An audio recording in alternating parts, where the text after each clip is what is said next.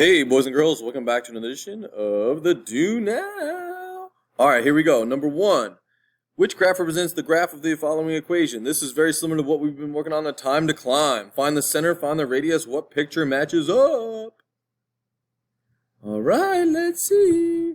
So first thing I'm going to do is figure out what the center is. So the center is x minus h squared plus y minus k squared equals r squared. This is the general formula of a circle. So if you don't know that, write that down. You got to memorize that for the EOC. So the center is at HK. That's the center, so that's going to be 1, 0 right here. And our radius is going to be some number squared equals 4. So what number times itself is 4? Yeah, that'd be 2 or negative 2. But we only use the positive one because we have a positive distance. So I'm looking for a center 1, 0 and a radius 2. So let's go to the pictures. So 1, 0, that's negative 1, 0. Here's 1, 0, here's 1, 0. So it's either 2 or 4. The radius is 2, so that would be 1, 2. Yeah, this radius is 4 here. 1, 2, 3, 4. Yeah, so the answer right here is 2. This circle right here. All right, let's try this one. Ooh, let's do the triangle inequality theorem. What do you got? Go. Let's see. Warren and his dad are preparing to go sailing for the first time this year. Woo, okay. So notice the length of the mast is different. Okay, which of the following best describes the relationship of the cable from the top of the mast in both diagrams 1 and 2? So here's the cable here, and here's the cable here.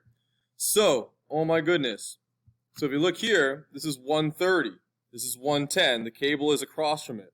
So we know that 130 opens up more than 110. 130 degree angle opens up more than 110 degree angle. So this distance, because 130 degrees opens more than 110, the distance between both of these sides is going to be greater. So this cable is going to be greater, opposite to 130, because that's to open up more. So the cable in diagram 1 is longer than it is in diagram 2. So B is the answer because 130 degrees opens up more than 110.